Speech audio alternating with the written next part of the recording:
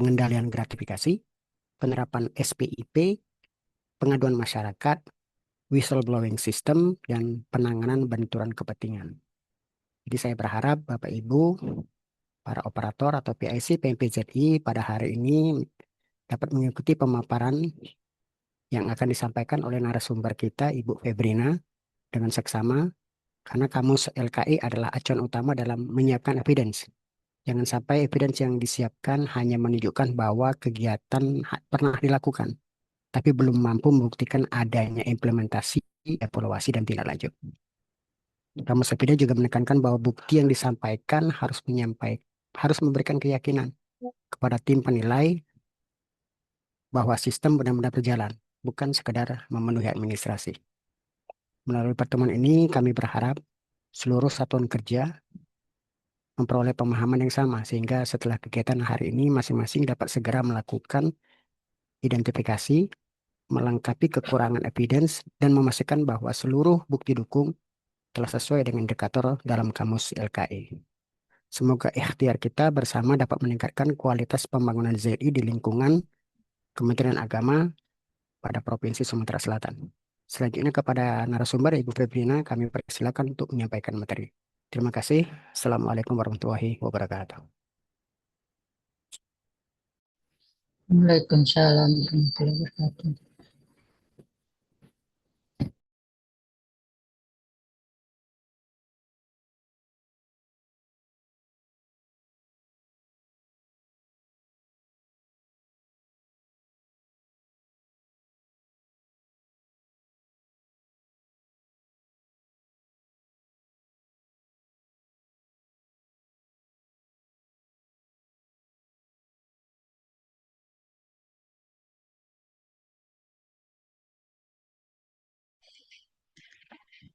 Assalamualaikum warahmatullahi wabarakatuh. Selamat pagi dan salam sejahtera untuk kita semua.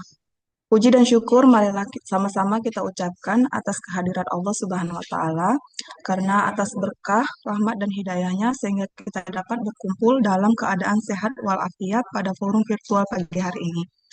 Salawat berangkaikan salam tak lupa kita hadiahkan kepada junjungan kita Nabi Muhammad SAW. Semoga dengan kita memperbanyak membaca salawat, kita mendapat syafaat beliau di yaumil akhir kelak. Amin ya robbal alamin. Bapak, Ibu, dan rekan-rekan sekalian, hari ini kita akan fokus membedah area 5 yaitu penguatan pengawasan, yang mana area ini memiliki kontribusi bobot nilai sebesar 15% karena area ini adalah filter utama untuk menjaga integritas dan marwah pelayanan publik di instansi kita.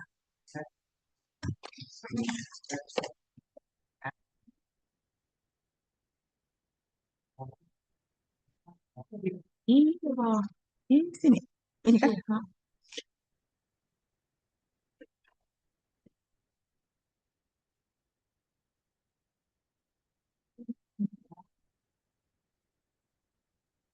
Baiklah, mari kita mulai sesi sosialisasi ini dengan semangat untuk membawa perubahan yang lebih bersih dan akuntabel di lingkungan Kementerian Agama Provinsi Sumatera Selatan.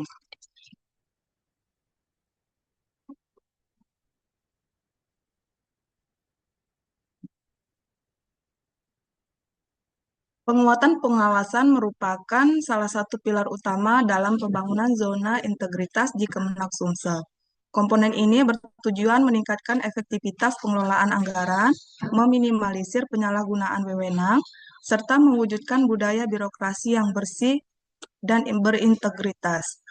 Penguatan pengawasan berperan sebagai ya, bentar ya Bu.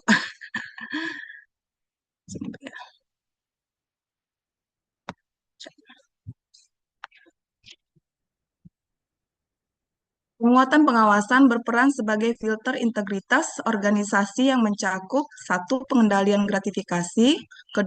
Penerapan SPIP, 3. Penanganan pengaduan masyarakat, 4.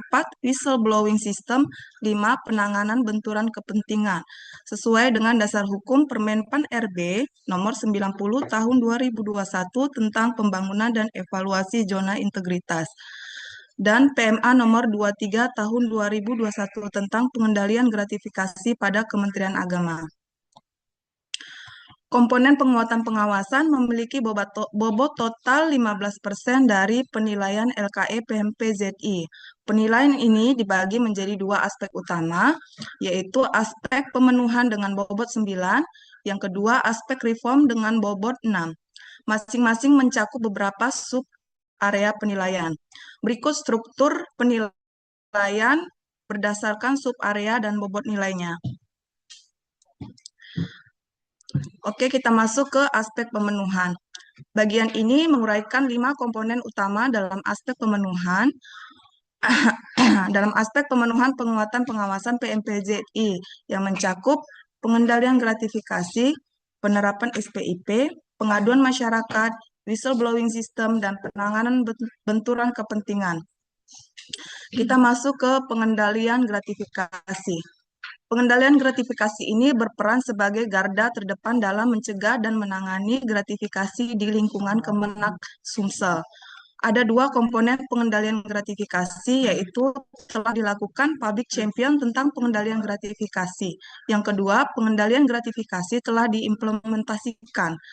Pengendalian gratifikasi bisa diimplementasikan melalui kampanye publik dengan cara memasang poster, banner, atau mengupdate berita terkini di website resmi Kemenak Sumsel, dan membentuk unit pengendalian gratifikasi, melakukan sosialisasi dan internalisasi kepada seluruh pegawai, serta pengawasan rutin dan akuntabilitas pusat. Evidence utamanya yaitu SK Tim UPG yang ditetapkan pimpinan, yang kedua, laporan bulanan dan semester pengendalian gratifikasi, dan yang terakhir, dokumentasi kegiatan seperti notulen rapat, daftar hadir, dan foto kegiatan sosialisasi. Berikut contohnya.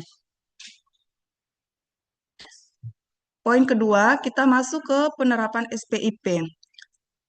Untuk penerapan SPIP, ada 4 komponen yang harus dilengkapi, yaitu telah dibangun lingkungan pengendalian, dengan cara pembentukan Satgas SPIP melalui SK resmi, pemetaan kondisi awal survei untuk mengukur integritas internal, serta internalisasi nilai-nilai pengendalian kepada seluruh pegawai Kemenak Sumsel secara berkala. Yang kedua, telah dilakukan penilaian risiko atas pelaksanaan kebijakan dengan cara mengidentifikasi dan menilai risiko strategis, operasional, dan integritas. Kegiatan pengendalian mencakup penyusunan rencana aksi mitigasi risiko, pemantauan berkala, dan pelaporan maturitas SPIP kepada pimpinan. Yang ketiga, telah dilakukan kegiatan pengendalian untuk meminimalisir risiko yang telah diidentifikasi dengan cara melakukan tindakan yang ditetapkan melalui kebijakan dan prosedur untuk membantu memastikan dilaksanakannya arahan pimpinan.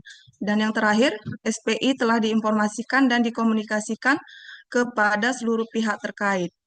Pengelolaan komunikasi SPI bisa melalui portal website, diseminasi laporan maturitas SPIP, serta evaluasi dan tindak lanjut hasil pemantauan secara triwulan dan tahunan.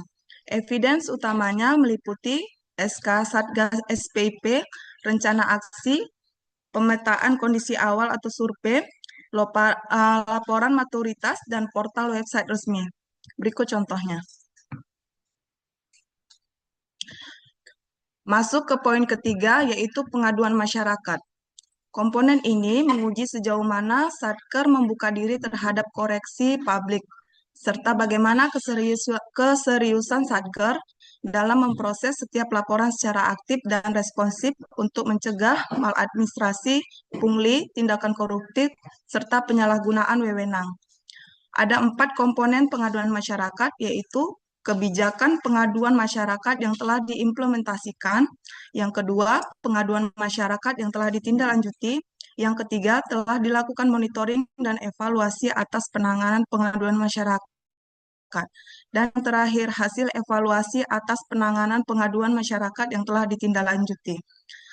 Pengaduan masyarakat atau sering disebut DUMAS bisa diimplementasikan melalui pembentukan SK Tim Pengelola Pengaduan, yang kedua pengelolaan website DUMAS, dan yang terakhir rekap pengaduan melalui span lapor, monitoring, dan evaluasi berkala, serta tindak lanjut hasil evaluasi secara konsisten. Evidence utamanya yaitu laporan triwulan penanganan pengaduan, rekap span lapor, dokumen monitoring dan evaluasi, serta dokumentasi tindak lanjut pengaduan masyarakat. Berikut contohnya. Masuk kita ke poin keempat, yaitu whistleblowing system. Whistleblowing system merupakan mekanisme pelanggaran yang memberikan perlindungan bagi pelapor. Whistleblowing system mempunyai 3 komponen, yaitu whistleblowing system telah diterapkan dengan cara pembentukan SK tim WBS, penyusunan laporan pengelolaan pengaduan, serta penetapan alur pengaduan yang jelas dan terstruktur bagi seluruh pegawai Kemenak Sumsel. Yang kedua, telah dilakukan evaluasi atas penerapan whistleblowing system. Dengan cara evaluasi ini dilakukan secara berkala untuk memastikan WBS bisa berjalan efektif, efisien, dan sesuai tujuan laporan monitoring dan evaluasi triwulan. Dan yang terakhir, hasil evaluasi atas penerapan whistleblowing system yang telah ditindaklanjuti. Ini berupa output seperti dokumen SK tim WBS, laporan monet triwulan, alur pengaduan resmi, dokumentasi tindak lanjut laporan, dan rekap pengelolaan pengaduan tahunan. Berikut contohnya.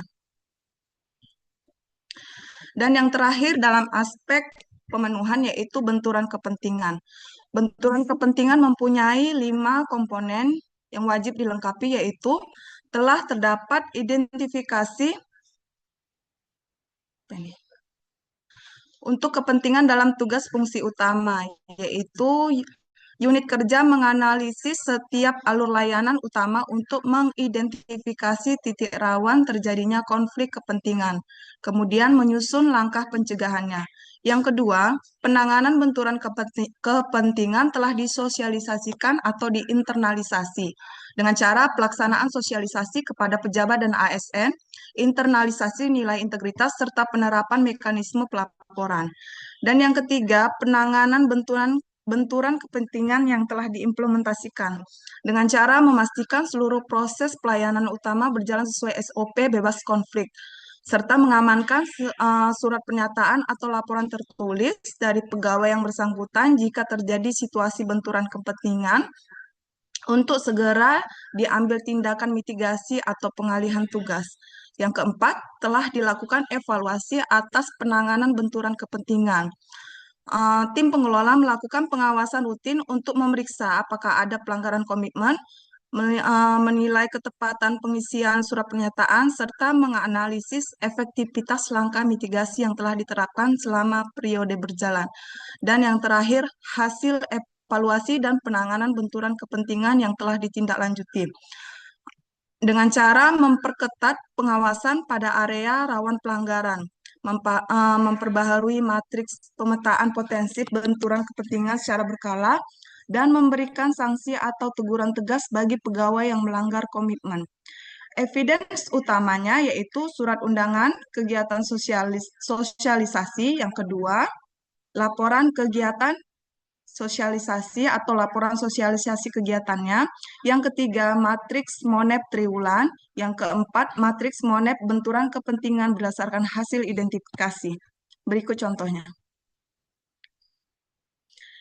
Kita masuk ke aspek reform. Aspek ini merupakan bagian penting dari penilaian area penguatan pengawasan dengan total bobot 6 dari keseluruhan nilai. Aspek ini juga mencerminkan sejauh mana unit kerja telah melakukan pembenahan nyata dan transformasi sistem pengawasan secara berkelanjutan. Aspek reform ada 3 komponen, yaitu 1. Mekanisme pengendalian dengan bobot nilai 2. Yang kedua, penanganan pengaduan masyarakat dengan bobot nilai 2. Penyampaian, dan yang terakhir, penyampaian laporan harta kekayaan atau sering disebut LHKPN dan LHKSN dengan bobot nilai 2. Kita masuk pada poin pertama, yaitu pengendalian mekanisme. Komponen ini mencakup pengendalian aktivitas secara berjenjang, mulai dari tahap perencanaan hingga pelaporan, serta pemantauan pengendalian risiko secara menyeluruh. Mekanisme pengendalian ada 3 komponen, yaitu pengendalian aktivitas berjenjang, Maksudnya di sini pengendalian dilakukan secara berjenjang mencakup seluruh siklus, yaitu perencanaan, pelaksanaan, monitoring, dan pelaporan. Setiap level manajemen bertanggung jawab atas pengendalian pada lingkup tugasnya masing-masing untuk memastikan akuntabilitasnya menyeluruh. Yang kedua, pemantauan dan pengendalian risiko. Pemantauan risiko mencakup tiga dimensi utama, yaitu risiko strategis, yang kedua risiko operasional, yang ketiga risiko integritas, yang dilakukan secara periodik dan terdokumentasi. Dan yang ketiga, evidence dan tindak lanjut. Evidence utamanya yaitu laporan pengendalian risiko dan mitigasi, yang kedua matriks risiko per unit kerja, tiga laporan monet berkala, empat dokumentasi tindak lanjut hasil pemantauan.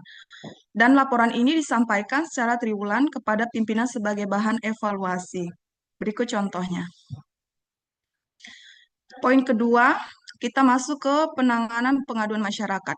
Penanganan pengaduan masyarakat dilaksanakan melalui mekanisme rekap span lapor, laporan triwulan Dumas, dan matriks rekap penanganan.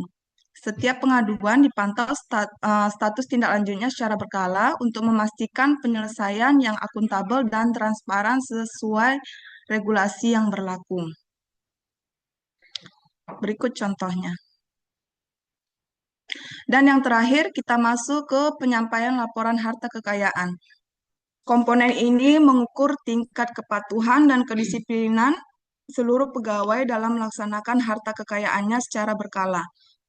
Implementasi ini dibagi menjadi dua fokus utama, yaitu pengelolaan LHKPN bagi pejabat negara dan pelaporan SPT tahunan bagi seluruh aparatur di lingkungan Satker.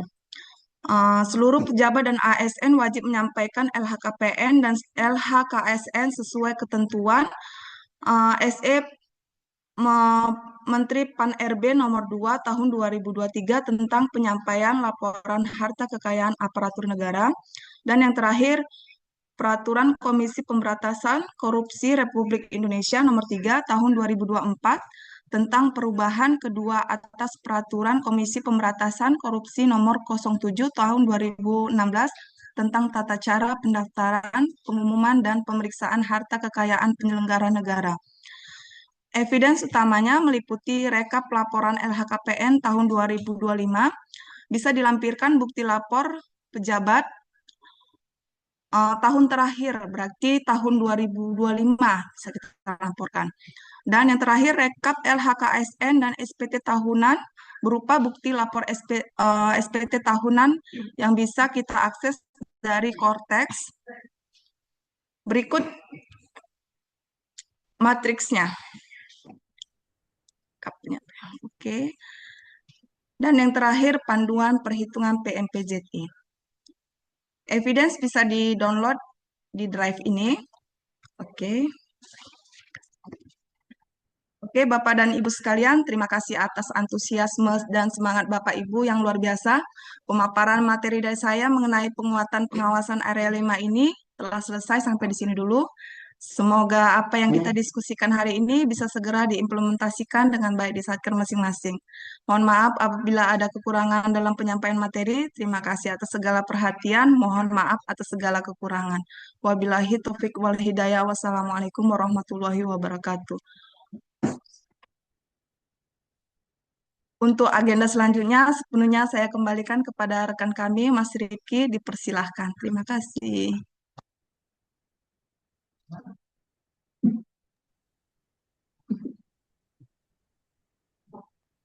Oke, terima kasih kepada Mbak Febrina yang telah menjelaskan paparan terkait aspek penguatan pengawasan ya pada pagi hari ini. Cukup banyak dan sedikit terlalu cepat tadi Mbak Febrina. Ya, nggak apa-apa. Nanti selanjutnya kami berikan kesempatan bagi Bapak Ibu sekalian yang ingin bertanya. Silakan yang ingin bertanya sebelum kita lanjut ke sesi selanjutnya. Nanti ada sedikit pembahasan dari Bapak Yusron Panjrim. Terima kasih.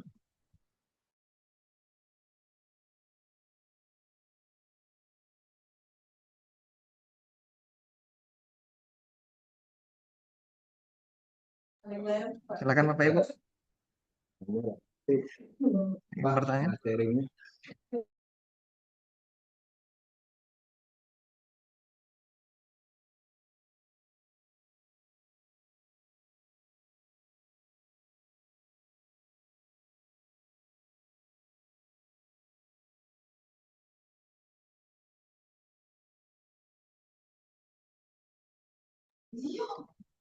Jika belum ada yang pertanyaan, mungkin sedikit kami sampaikan ya.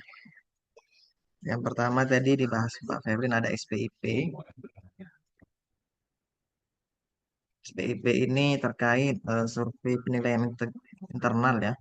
Artinya ada beberapa poin-poin yang disurvei tujuannya untuk mengukur pengawasan atau evaluasi yang terjadi di lingkungan satuan kerja masing-masing, meliputi integritas, etika, terkait komitmen kompetensi, kepemimpinan, dan penunjukan wewenang. Mungkin itu sedikit terkait SPIP. Mungkin untuk saat ini belum sampai ke tahap survei ya. Kalau kita di sini mungkin baru SK tim biasanya di Kemenang Kabupaten Kota, dan juga kami harap SPIP juga dibuat di setiap madrasah.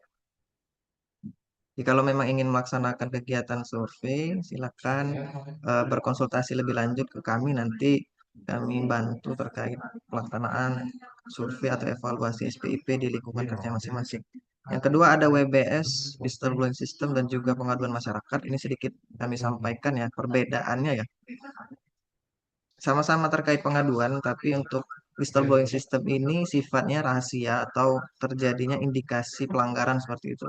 Kalau pengaduan masyarakat ini laporan terkait pelayanan yang kita rasakan. Jadi misalnya kalau WBS itu bisa semua lini masyarakat dari siapapun bisa melakukan pengisian jika yang bersangkutan itu mengetahui adanya indikasi pelanggaran korupsi maupun dan sebagainya, dugaan atau pelanggaran yang dilaksanakan oleh pegawai di Kementerian Agama dengan melaporkannya melalui whistleblowing system yang setiap pelapor tersebut nanti sifatnya rahasia, jadi tidak akan diketahui kecuali oleh admin WBS seperti itu. Kalau pengaduan masyarakat itu fokusnya kepada masyarakat yang mendapat pelayanan. Jika pelayanan kuat, kurang maksimal ataupun di madrasah, jadi sifatnya penerima layanan. Jadi untuk pengaduan masyarakat itu fokusnya penerima layanan, sedangkan WBS fokusnya kepada orang-orang ataupun masyarakat yang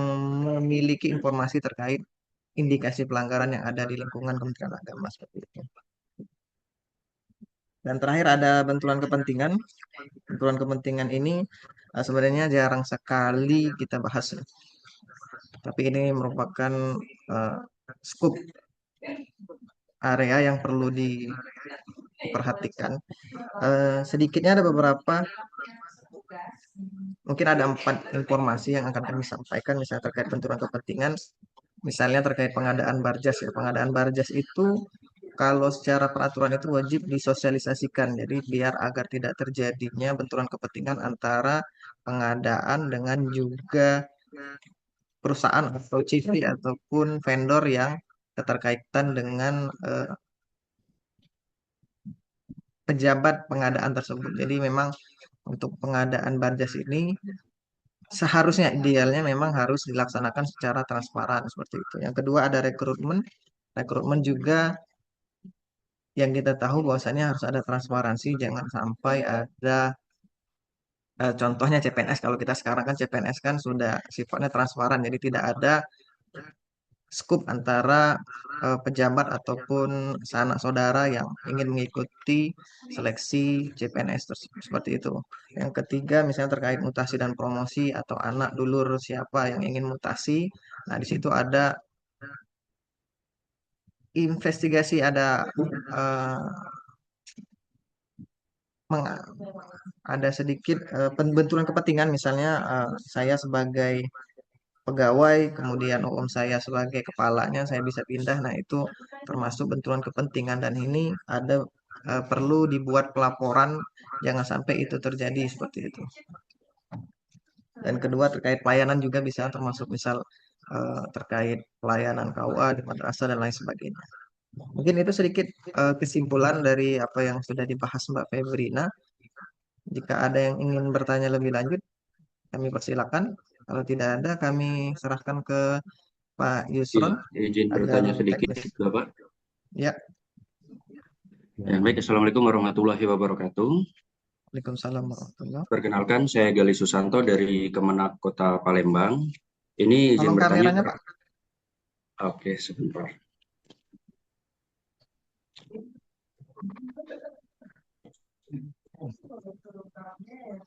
Agak kabur dia. Oke, Kabur kemana, izin Pak? bertanya sedikit, Bapak, Ya, terkait silakan, pengendalian santai. gravitasi. Mm-mm. Terkait pengendalian gravitasi itu kalau kita lihat terkait pemenuhan publik kampanye itu dilakukan secara berkala seperti itu kan. Tadi Ya, dijelaskan contoh-contoh dari public campaign-nya bisa melalui poster, banner dan lain sebagainya. Nah, itu idealnya waktu public campaign-nya secara berkala itu per triwulan kah, per semester kah, atau cukup per 1 tahun sekali seperti itu Bapak. Dan apakah isinya itu ya kalau misalkan kita poster banner atau posternya ya seperti itu terkait masalah ZI gitu kan, itu harus dimodifikasi terus atau boleh yang itu saja gitu Pak. Mungkin itu dulu Pak. Terima kasih. oh ya, oke. Terima kasih Mas Galih ya dari Kemenak Palembang. Terima kasih. Terkait pengendalian gratifikasi. Oke, yang pertama tadi disebutkan oleh narasumber kita Mbak Feblin ada SK. Tim yang pertama harus dibuat ya. Unit pengendalian gratifikasi itu akan diupdate setahun sekali. Kemudian ada sosialisasi ataupun rapat bersama pimpinan nanti bisa dibuat notulen. Itu bisa menjadi eviden juga meskipun tidak semua rapat itu membahas terkait pengendalian gratifikasi, tapi bisa disisipkan sedikit terkait gratifikasi. Kemudian ada banner ataupun eh, roll banner ataupun eh, konten-konten yang bisa dipublikasikan melalui Instagram, Facebook dan lain sebagainya itu bisa menjadi termasuk eviden yang akan kita upload di area pengendalian gratifikasi, terutama di area penguatan pengawasan.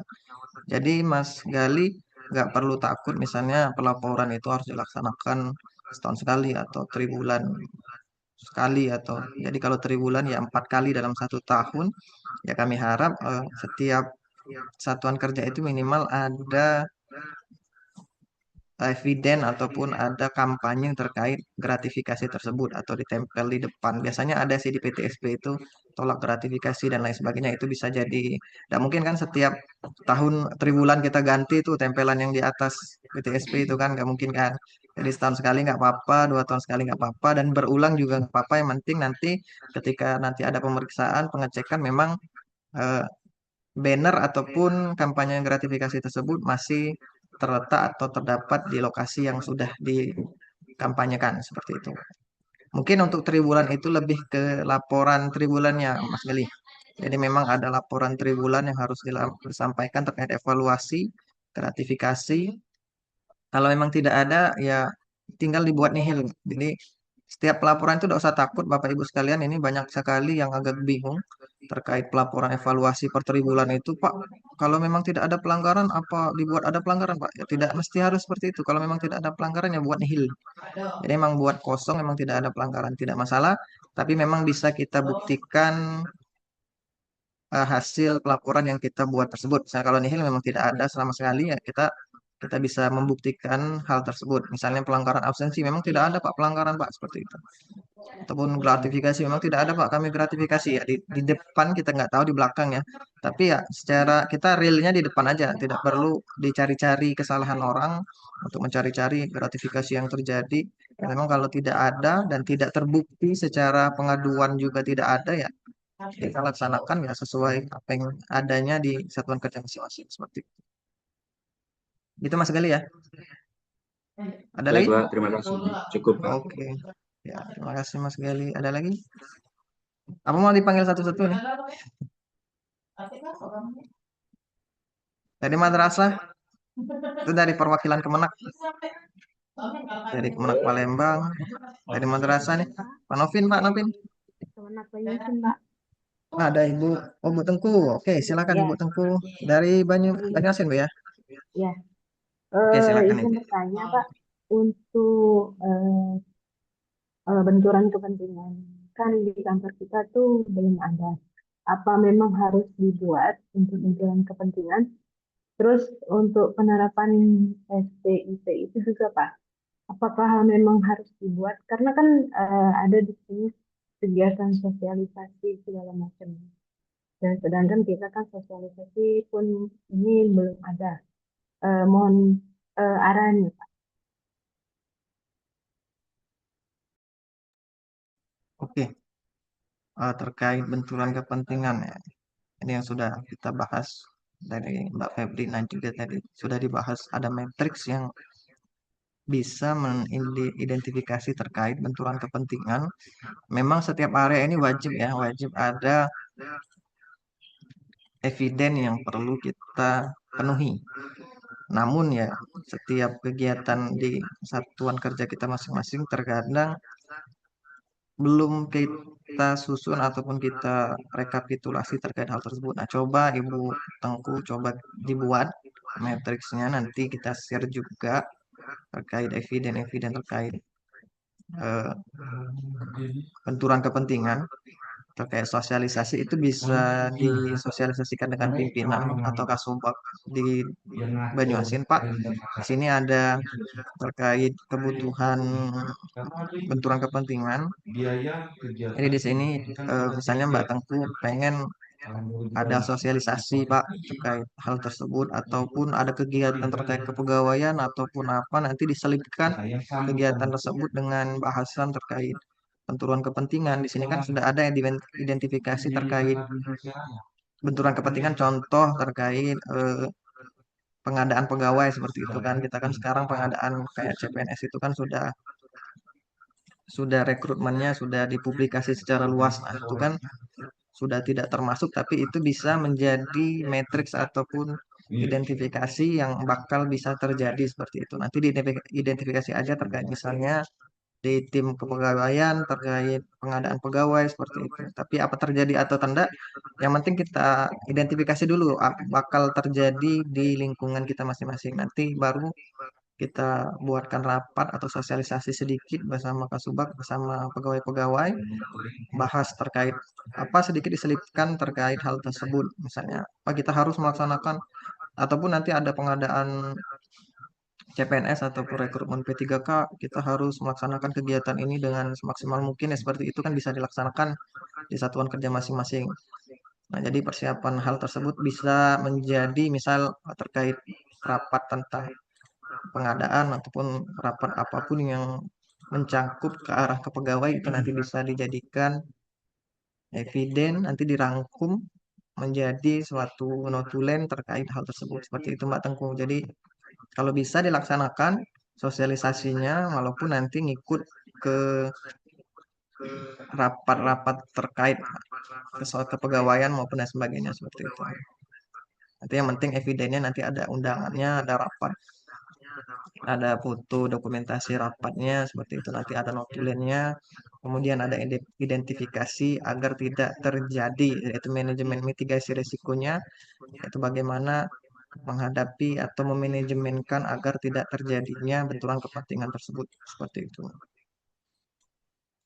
Di mana Mbak Tengku atau lebih spesifik? Oke, Pak, baik. Eh, Masih bingung? Ber- Berarti dia itu Pak diselipkan saat rapat-rapat Pak. Ya boleh. Jadi tidak mesti harus fokus kepada satu judul rapat ataupun kegiatan. Nanti bisa diselipin aja satu kegiatan rapat apa nanti diselipin terkait agar arahnya agar tidak terjadi benturan kepentingan seperti itu. Atau rapat misalnya terkait PTSP kan. Jadi misal kita di satuan kerja bahwasannya dari Pak Kasubag tolong disampaikan Pak terkait jangan sampai meskipun anaknya kasih ataupun anaknya pejabat di sini mendapat pelayanan yang lebih baik dibanding dengan masyarakat umum seperti itu. Nanti di situ dibuatkan notulennya terkait hal tersebut, identifikasinya terkait pelayanan yang ada di lingkungan Kementerian Kabupaten Kota seperti itu. Baik, Pak. Sudah Ada berhasil lagi? kasih Pak. Masih bingung Mbak Teng? Cukup ya? Ada lagi? Oh, Pak Novin tadi sudah buka mic. Pak Novin. Pak Novin ini setiap kegiatan ini pasti bertanya nih. Saya sangat apresiasi dengan Pak Novin, Pranata dari Mansatu Oku. Silakan Pak Novin. Assalamualaikum warahmatullahi wabarakatuh. Waalaikumsalam. Untuk apa komponen ini agak-agak apa ya diupload Ya, di ya. di evidennya kan.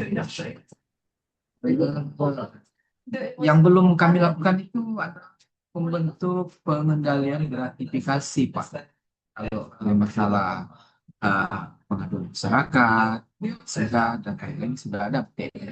Tinggal pengendalian gratifikasi ini otomatis kan akan diterbitkan surat keputusan Pak ya. Iya, Ada ketua, nanti ada SK tim UPG semacam itu untuk kan pengendalian SK. gratifikasi. Kemudian tugasnya itu apa Pak? Itu yang ingin saya tanyakan. Tugas pokok dari mereka itu apa? Nah, yang jelas kan masih ada nih yang seperti ini, hal-hal yang di tingkat madrasah masih ada seperti itu. Tugas mereka Bapak yang ingin saya. Kemudian saya ingin bertanya nih Pak ya, laporan monitoring zona integritas Kanwil ya. Tingkat 1 itu Mansatu Mareni, kemudian pemenuhan 84%, reform 91%, kemudian total 87%. Nah, ini mendapatkan nilai 84, 91, 87 ini apa yang harus kami lakukan Pak? Apakah persetujuan bukti eviden atau apa nilai dari total sebesar? Oke, Itu Pak yang nanti biasa kita bahas ini ya, perhitungan PMPZI ya. Kita akan bahas terkait bagaimana sih cara menghitung persentase PMPZI. Oke, Pak Novin. Yang pertama terkait SK unit pengendalian gratifikasi ya. Apa sih fungsinya nih? Jadi di Oku Selatan, alhamdulillah sudah semua, kata Pak Novin, tinggal gratifikasi. Bagaimana tugasnya ini? Yang pertama tugasnya ya menerima laporan jika ada laporan gratifikasi seperti itu Pak Novin. Yang kedua nanti diverifikasi dan sebagai pelaporan nanti berkoordinasi dengan kami ataupun tim Dumas terkait pengaduan masyarakat di Kanwil Provinsi nanti terkait apakah gratifikasi ini. Nanti kita kan setiap pengaduan itu bisa ada pelaporan yang dilakukan masyarakat seperti itu kan, seperti itu. Nanti koordinasi dengan kami ataupun kan kemenaknya nanti bagaimana mengantisipasi, mengendalikan verifikasi apa yang harus dilakukan kepada laporan tersebut. Nah, nanti setelah kita lakukan telaah tindak lanjut, nah itu nanti ada laporan tindak lanjut dan bisa menjadi eviden untuk tindak lanjut di lingkungan kerja masing-masing seperti misalnya di Madrasah Oku terkait gratifikasi tersebut seperti itu Pak Novin. Yang kedua terkait perhitungan ya persentase nilai sekian dan sekian nanti oke kita akan bahas ini. Memang sebelumnya belum pernah kita bahas terkait karena Pak ini Pak laporan. Ya, oke, terbentuklah pengendalian gratifikasi. Kalau di tingkat madrasah ini gratifikasi itu paling yang ada di SPMB Pak. Dan pengembangan sekolah itu yang pokoknya. Apakah setelah ini dibentuk, apakah bisa realnya mengendalikan gratifikasi atau cuma sekedar SK? Itu yang saya ingin tanyakan. Kalau cuma sekedar SK ya saya, tetapi kada real di lapangan kan nggak bisa Pak. nah itu yang sudah kami sampaikan tadi Pak Novin. Kita kan sebagai tim ini kan dibentuk pertama untuk pemenuhan aspeknya tugas dan fungsi pemerintah sudah memberikan instruksi untuk pembentukan tim unit gratifikasi. Kalau ditanya terkait apakah tim ini bekerja dengan sungguh-sungguh, ataupun hanya sekedar SK itu balik lagi ke satuan kerja masing-masing. Kalau memang sungguh-sungguh melaksanakan kegiatan tersebut terkait gratifikasi, kalau di madrasah misalnya terkait SPIB tadi ya, pelaksanaan atau PPDB ya, PPDB terkait penerimaan siswa melalui orang dalam seperti itu, apakah wajib kita cari tahu dan lain sebagainya, kita kembalikan ke ini Pak Novin. Kita kan sudah, yang penting kita pertama kita sudah bentuk tim. Yang kedua, kita memberikan dashboard ataupun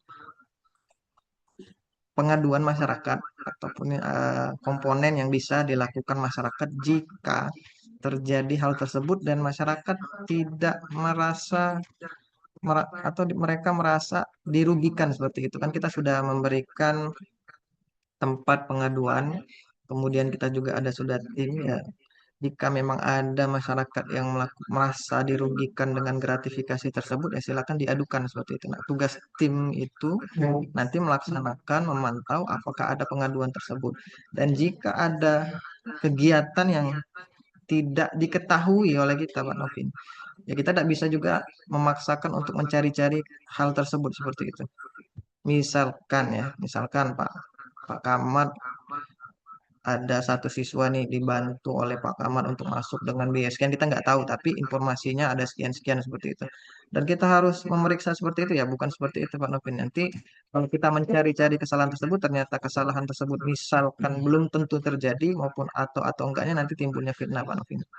Jadi kita eh, ada aplikasi ataupun platform yang bisa kita sampaikan jika memang ada kerugian yang dirasakan oleh masyarakat ataupun siswa yang berdaftar di lingkungan madrasah kita, ya kita berikan tempat pengaduannya. Nanti tim unit gratifikasi tersebutlah yang akan merangkum, kemudian memverifikasi apakah hal ini menjadi termasuk gratifikasi yang perlu ditangani dalam tahap lanjut seperti itu. Seperti itu Pak Alvin. Kalau misalnya di setiap menuju WBK, otomatis kan ada tim dari Ijen kontak lapor. Nah, Ya. tentunya bukti eksiden ini kan akan di cross check Pak. Iya, Nah, dari eviden ini kan akan di cross check sehingga muncullah lain atau tidak kan sampai tersebut.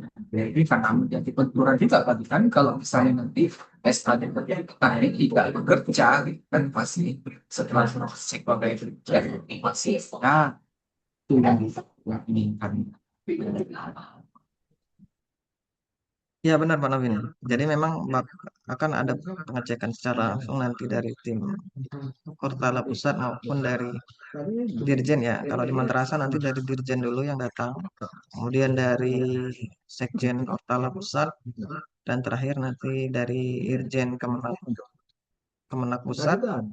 Jika sampai ke Irjen lulus dalam verifikasi tersebut, nanti baru diusulkan secara nasional, dinilai langsung oleh Menpan RB maupun KPK.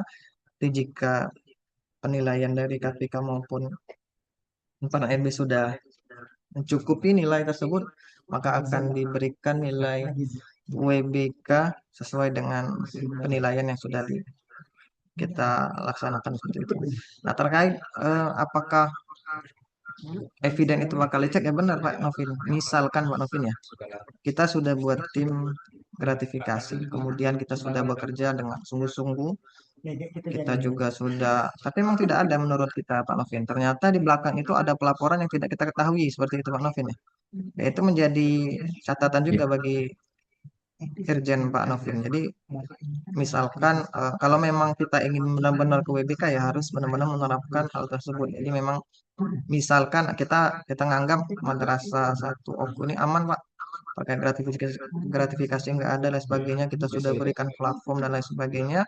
Namun di sisi lain ketika Irjen ingin memeriksa, mereka punya data sendiri yang kita tidak ketahui, atau dari sistem ataupun dari pelaporan yang langsung masuk ke Inspektorat Jenderal, nanti itu tetap ketahuan Pak Novin. Jadi yang penting ini Pak Novin, intinya kita sudah melaksanakan kegiatan tersebut di area satuan kerja kita. Kalau terkait hal tersebut masih ada maupun nanti banyak informasi yang di luar batas kemampuan kita, nah itu kembali lagi nanti eh, pasti ada oknum-oknum tertentu yang melaksanakan kegiatan tersebut ya. Jika memang ketahuan nanti dari tim medisnya juga bisa mengetahui hal tersebut seperti itu.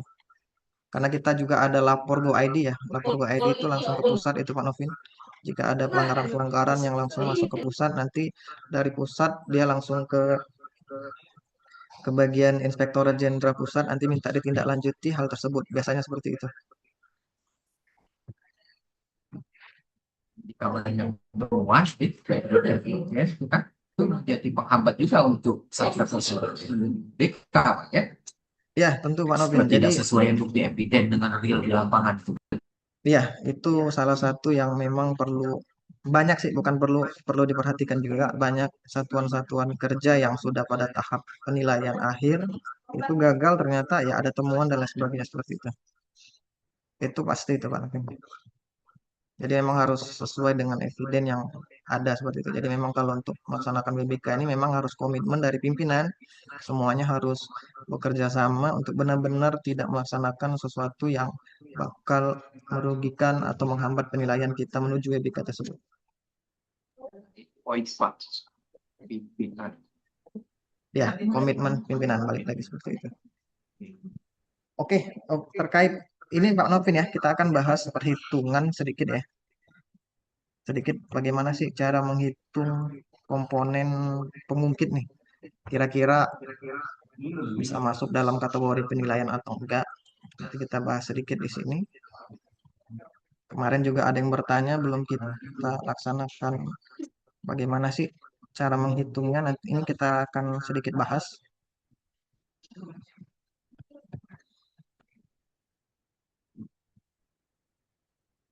Sudah ya.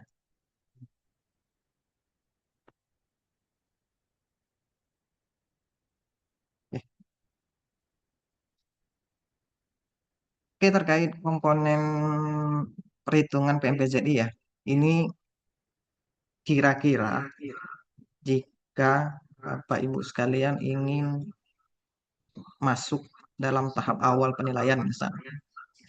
Minimal berapa sih bobot yang harus dicapai seperti itu.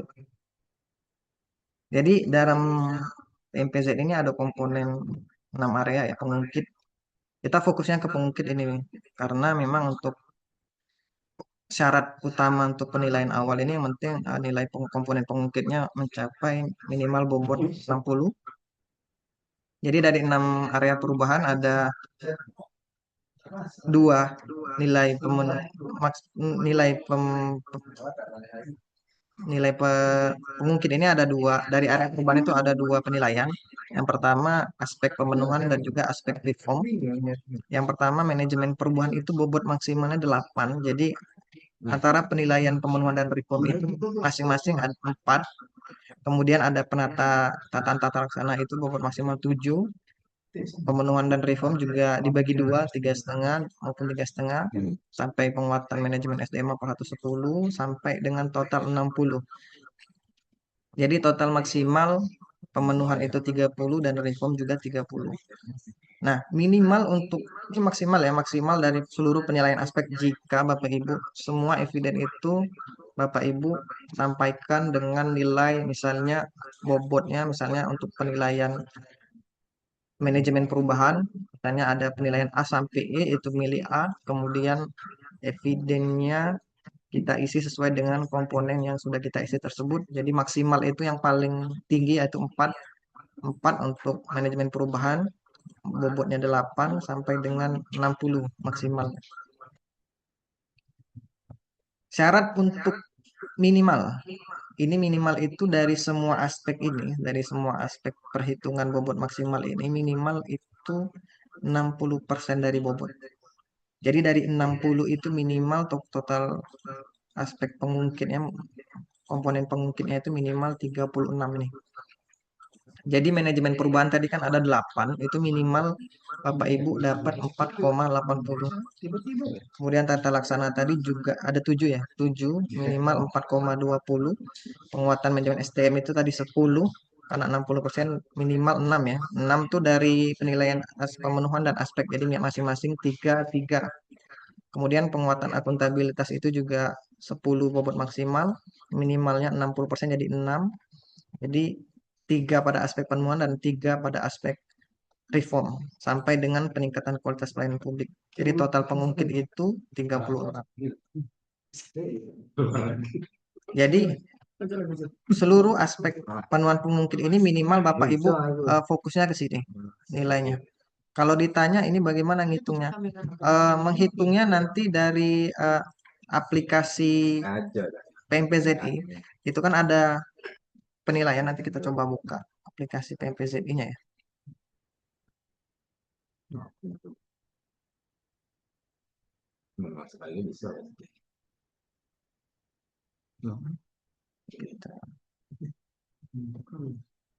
Yang barusan di grup yang di grup yang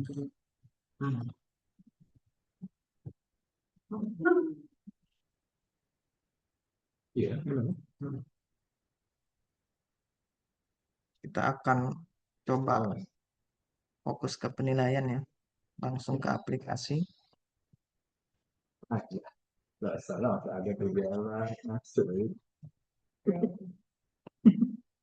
Oke, kita coba share lagi.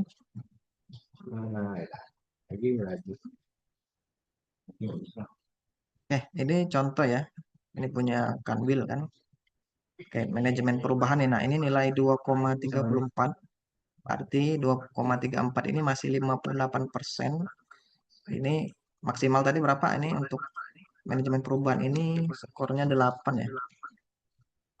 Coba kita cek lagi 8. Nah, manajemen perubahan tadi 8, kita fokus ke sini ya. Pemenuhan ada 4, reformnya 4. Kita sini. Jadi manajemen perubahan ini di sini ada nih, skornya ini 4. Ini 3,5, ini 5, ini 5, ini 7,5 ini. Nah, ini nilai untuk manajemen perubahan untuk di Kanwil, ini punya Kanwil ya. Ini 2,34, jadi masih 58,39%. Nah, minimal itu tadi berapa? 4,8. Jadi minimal 4,8 dibagi 2. 4,8 bagi 2 minimal 2,4. Nah, ini belum masuk ini, belum 60% kan. Nah, ini minimal 60%. Jika sudah 60% dan ini real sesuai dengan eviden yang ada, ini bisa masuk kategori penilaian. Jadi lolos seperti itu. Kalau ini seperti ini kan masih 20%. Nah, ini belum bisa. Jadi masih kurang 40%. Nah, ini sudah masuk nih untuk manajemen SDM aparatur 3,02. Skornya udah 60% ini. Nah, ini sudah bisa kategori bisa lulus pada aspek pengungkit di area pemenuhan di penataan sistem manajemen SDM.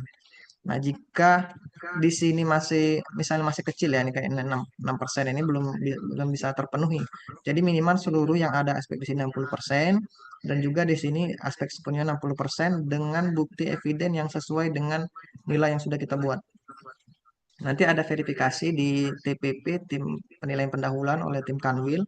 Kalau memang Bapak Ibu sudah misalnya dicek nih hasil evidennya apakah benar sih 60% tadi kita cek, misalkan ternyata evidennya tidak memenuhi Bapak Ibu sekalian. Kalau evidennya tidak memenuhi, nanti kita bakal kasih nilai yang sesuai dengan yang Bapak Ibu sampaikan seperti itu. Jadi tidak semuanya aspek bakal kita nilai seperti itu. Jadi memang kalau tidak sesuai nanti kita hitung kembali. Nanti misalnya ini nolnya skornya 60, jika memang sesuai ya nanti bisa 60 bahkan bisa lebih kalau memang sudah lebih. Kalau memang tidak, nanti ini bisa kita berikan penilaian di bawah itu. Jadi kalau kami harap untuk aspek ini bisa di atas 60 lah. Nanti jika ada kendala-kendala ataupun kekurangan-kekurangan dari tim penilaian nanti bisa membantu penilaian Ibu kepada tahap selanjutnya seperti itu. Nah, nanti kita cek di sini apakah sesuai. Nanti bisa Bapak Ibu klik ya. Bagaimana agar besar Pak nilainya? Kita buat. Nah, nanti kita buat skor ini Bapak Ibu sekalian. Contohnya ini kan dalam pembangunan terdapat prioritas relevan dengan tujuan pembangunan WBBK. Ini kan ada skor penilaian nih Bapak Ibu. skor penilaian ini A, B, atau C. Nah, di sini yang akan kami lakukan penilaian. Kalau memang semua target relevan itu bisa Bapak Ibu buat A. Nah, di sini di Kanwil sendiri nggak sampai A, baru sebagian prioritas relevan dengan tujuan BBK dan BBM. Jadi kita pilih B. Dan jika Bapak Ibu mengisi A, misalkan ternyata hasilnya nggak A, ternyata hasilnya sebenarnya C. Nanti kami berikan nilai C sesuai dengan eviden yang Bapak Ibu berikan. Jadi kalau memang evidennya tidak ada, ya kita berikan tidak ada seperti itu. Contoh ini ada dokumen rencana kerja, ternyata yang Bapak lampirkan hanya SK, ya berarti bukan termasuk dari rencana kerja ya. Nanti dari hasil ini kita kasih nilai tidak, seperti itu. Nanti kalau kita berikan hasil tidak ini, maka hasil penilaian juga nanti berkurang seperti itu Bapak Ibu. Nah, dari 58% tadi jadi 45%. Seperti itu nanti penilaiannya. Nah, untuk komponen hasil ini yang warna hijau kita skipkan dulu. Kita fokusnya ke area 6 area ini dulu. Minimal 60%. Nanti untuk area ini emang fokusnya nanti akan dilaksanakan eksternal oleh tim Pan RB maupun KPK jika memang sudah penilaian pada tahap nasional. Seperti itu. Oke, sudah cukup jelas ya? Ada lagi yang ingin bertanya? Ardian dari Pagar Alam? Tidak cukup. Cukup ya? Udah jelas ini udah kami udah sampai ke tahap penilaian nih. Jadi intinya pada semua aspek yang ada di aplikasi minimal 60% dan sesuai dengan bukti yang ada untuk masuk pada tahap lanjut. Jadi kami harap untuk semua satker yang hadir pada hari ini minimal ya Bapak Ibu sekalian ya. Ya kita balik lagi kata Pak Novin terkait komitmen pimpinan. Yang beberapa memang pimpinan yang belum semangat untuk melaksanakan kegiatan ini, namun kita berusaha berjuang melengkapi eviden-eviden yang ada, meskipun nanti di tengah jalan apapun baru memulai, minimal kita sudah mulai sedikit eviden-eviden yang ada, sudah kita rangkum, dan untuk selanjutnya jika memang nanti kegiatan ini memang benar-benar akan dilaksanakan oleh pimpinan ataupun pimpinan selanjutnya seperti itu, nanti kita sudah punya bahan-bahan untuk melaksanakan kegiatan tersebut. Mungkin itu yang bisa Rifki sampaikan. Mungkin Pak Yusron masih mau menyampaikan apa sudah cukup? Oke, silakan Pak Yusron, kami persilakan. Bismillahirrahmanirrahim. Assalamualaikum warahmatullahi wabarakatuh. Waalaikumsalam. Yang kami hormati rekan-rekan PIC di lingkungan Kementerian Agama Provinsi Sumatera Selatan. Pada hari ini kita telah mengecek progres dari pengisian PMPZ ini. Di sini sudah tercatat dari 75 satuan kerja itu baru 29 satuan kerja yang mulai mengisi. Sementara kita sudah masuk bulan ke-7. Masih ada waktu sampai bulan 12 itu tuh untuk submit. Kami harapkan ke semua satuan kerja untuk dapat mengisi ini karena nanti di Desember itu kita akan melakukan evaluasi sekaligus ya membuat surat lah ke pimpinan satuan kerja mana yang telah aktif mengisi PMPZ ini dan yang tidak. Untuk kondisi saat ini itu kami lihat, kami sebutkan saja ya, mungkin ya 29 satker itu yang setelah memulai ini. Pertama dari Kemenak Kabupaten Lahad, itu telah mulai mengisi itu. Kemudian Kemenak Muara Enim, Kemenak Musi Banyuasin, Kemenak Oku Selatan, Kemenak Oki, kemudian Kemenak Banyuasin, ini Kemenak Empat Lawang, Kemenak Pagar Alam, Kota Palembang juga sudah mulai mengisi, Kemenak Prabu Muli, kemudian Kemenak Oku Timur, Musirawas Utara, Kemenak Pali. Nah, ini rata-rata Kemenak, adalah Kemenak yang belum mengisi ini sama sekali. Kemudian madrasah, ini ada MTS 2, MTS 1 Lubuk Linggau, kemudian MAN MAN 1 ya, ini Muara Enim ini. Kemudian MAN 1 Lubuk Linggau, MTS N1 Muara Enim, MTS N Lawang Kidul Muara Enim, MTS 2 ini ya. Kemudian MTS N Pagar Alam, MTS N Batu Raja, Oku, MAN 1 Paklawang, kemudian MAN 1 Pagar Alam, mungkin MAN 1 Oku, kan Kemenak Oku Selatan, kemudian MAN Muara Enim, Madrasah MAN 1 ya Pagar Alam ya. Kemudian MTS N1 Lubuk Linggau. Yang terakhir itu Kemenak Muara Enim. Nah, di sini bisa kelihatan kan dari monitoring kami bahwasanya dari partisipasi satuan kerja masih sangat kurang. 75 satker, baru 29 satuan kerja yang melakukan pengisian PNVZI. Jadi kami harapkan kepada satuan kerja yang belum mengisi untuk dapat mengisi mulai dari sekarang, walaupun masih ada waktu ya. Terkait ini kami mohon kepada pengisian eviden itu, kita fokus pengisian eviden dulu. Eviden ini kami harapkan benar-benar real yang ada di satuan kerja masing-masing. Terutama yang tadi ya, masalah apa tadi? Metrik kepentingan tadi ya. Benturan kepentingan itu coba Bapak buka di KMA nomor 225 tahun 2015, di situ mungkin ada penjelasan tentang metrik identifikasi benturan kepentingan. KMA nomor 225 tahun 2015. Mungkin di situ bisa ada penjelasan terkait yang Bapak Ibu tanya tadi.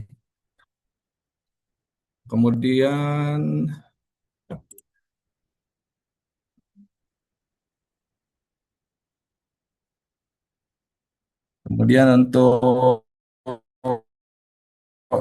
satuan kerja yang saat ini progresnya cukup baik ya, kami cek ini. Bentar ya, cek dulu. Yang nilainya lumayan ya sudah ini ya. Musi Banyuasin ini progresnya luar biasa ini. Apakah ke depan untuk WBBM ini, persiapan WBBM ini, selanjutnya untuk satuan kerja yang lumayan juga, Kemenak Muara Enim, kami lihat evidennya juga lumayan. Sepertinya persiapan untuk menjadi pilot project juga mungkin Pak Katim ya, untuk ke depan ini. Karena kami lagi mencari satuan kerja yang menjadi pilot project untuk tahun 2026. Di samping juga di 2027, di 2026 ini kan kita sudah ada MAN 1 ya, walaupun gagal di TPP Irjen itu tetap tahun depan menjadi kandidat pilot project. Walaupun tahun ini gagal, kita coba lagi tahun berikutnya karena pembangunan zona integritas ini tidak instan dan perlu banyak proses dan perlu banyak hal yang harus kita penuhi, walaupun ada aspek pemenuhan yang gagal itulah harus kita penuhi, dan semoga di tahun berikutnya pengisian eviden yang gagal itu bisa kita perbaiki. Mungkin itu Pak Rifki, sedikit saja selanjutnya. Oke, terima kasih Pak Yusron menyampaikan terkait progres penginputan eviden di satuan kerja. Kurang lebih kita ini ada 75 satker. Kita masih 29, belum sampai setengah satuan kerja yang melaksanakan penginputan. Kami harap nanti ada progres ya nanti sampai dengan bulan Desember ada peningkatan. Ya, hadir di sini udah kurang lebih 40-an, tapi untuk penginputan mungkin kami harap masih proses pengumpulan data ya. Kami harap nanti di penilaian di bulan Desember nanti minimal itu sudah melakukan pengisian eviden agar bisa kami berikan pelaporan kepada pimpinan, kepada Pak Kanwil terkait progres yang sudah dilaksanakan. Dan jika memang nanti ada beberapa satuan kerja yang belum mengisi, yang sudah kami laksanakan kegiatan sosialisasi dan juga pembinaan ini, nanti kita juga nanti minta pimpinan Pak Kanwil untuk memberikan surat peringatan untuk di tahun selanjutnya untuk dapat melaksanakan penginputan eviden di tahun 2027 ataupun nanti di 2026 ini kami bakal bersurat kepada satuan kerja masing-masing untuk dapat melaksanakan pengisian eviden PMPZ ini. Mungkin itu saja yang bisa kami sampaikan. Tambahan Pak Fatim? Sekaligus penutup acara sosialisasi di komponen penguatan pengawasan pada pagi hari ini. Masih ada 2 komponen lagi nanti 2 bulan ke depan kalau kita laksanakan kembali pada aspek Assalamualaikum warahmatullahi wabarakatuh. akuntabilitas. Oh, ada bertanya? Ya, silakan Bapak. Ya Pak, saya dari Mansatu Musyarawat, ini Umbar. Ya, Pak. Berkenaan dengan kegiatan kita, khususnya untuk wilayah Musyarawat, tadi belum ada dari rekan maupun dari kita di Satker. Ya. Yang pertama, ya kami dari pihak pimpinan, hingga saat ini belum ada aplikasi itu, Pak. Jadi mohon nanti dikirim aplikasi itu, yang eviden yang mana Oke, tadi. siap. Yang kedua berkenaan dengan kami di Mansatu Musyarawat belum ada KUTU-nya, Pak. Jadi Ya, siap. itu diarahkan kemana, ke PIC atau kemana tadinya, sehingga bisa pengisian dan untuk persiapan berkas. Mungkin itu pertanyaan saya, Pak. Mohon dikirim aplikasi tentang PMZI tadi. Terima kasih. Wassalamualaikum warahmatullahi wabarakatuh. Waalaikumsalam warahmatullahi wabarakatuh. Oke, terima kasih Pak Umbar dari Mansatu Musirawas. Nanti kami akan berkontak dengan Bapak ya di Mansatu Musirawas. Nanti kita boleh nanti pengisian. Kita ada grup Pak PMPZI, mungkin kita akan share grupnya nanti di situ. Silakan Bapak Ibu yang belum bergabung. Sebelum kita close ini, tolong Mbak Citra mohon dikirimkan untuk join grup di PMPZI di WA. Nanti Bapak Ibu yang hadir pada hari ini bisa cek di chat Zoom ya. Nanti bisa daftar ataupun join di grup tersebut. Oke, kita selanjutnya pada Pak Katim Mortala kami persilakan. Pak Salman Korona.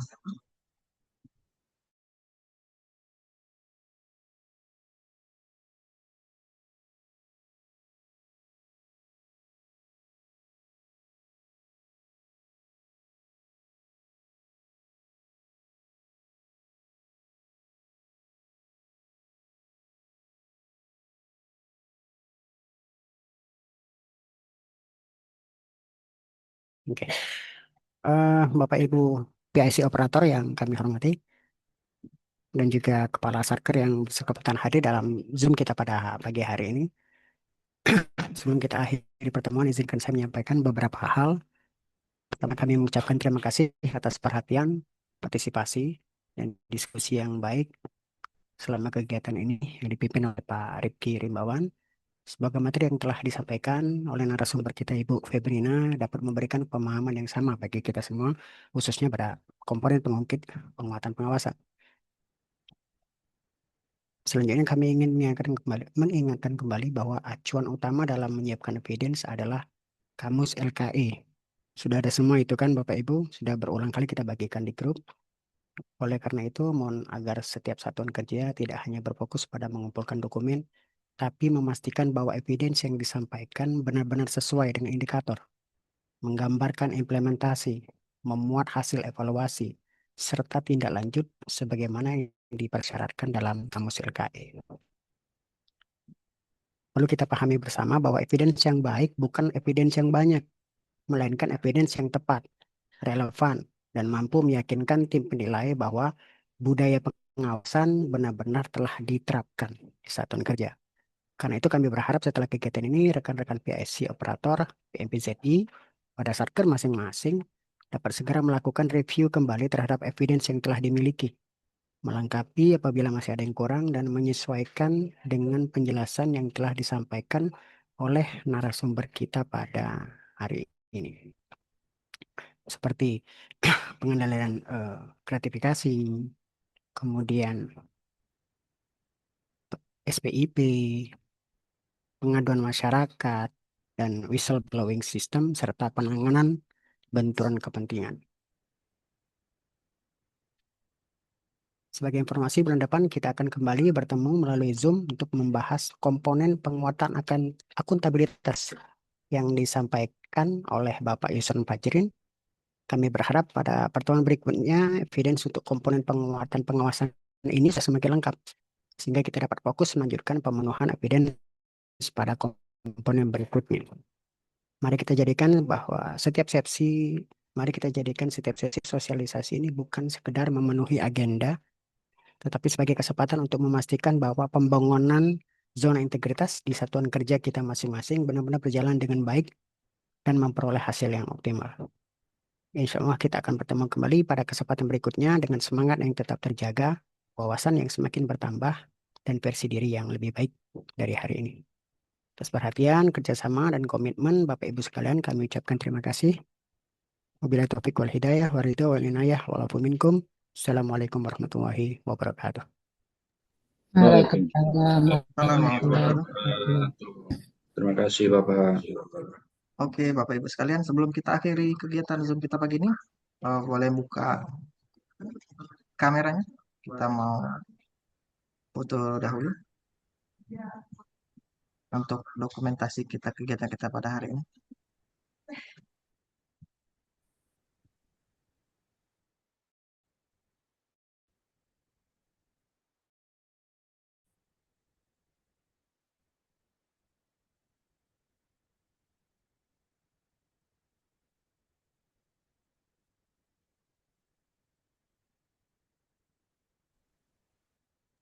Oke, udah open cam semua. Jadi bukti eviden kita, oke. Oke.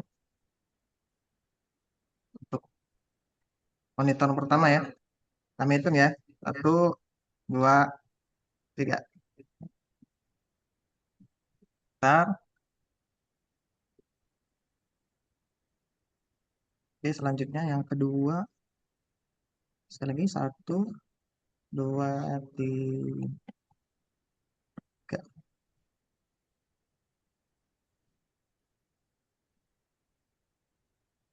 Oke, terima kasih Bapak Ibu yang telah hadir pada pagi hari ini. Kami ucapkan terima kasih dan kami apresiasi yang telah hadir. Sampai dengan pada hari ini, kami ucapkan terima kasih. Mudah-mudahan segala kegiatan yang kita laksanakan diberkahi Allah Subhanahu wa taala.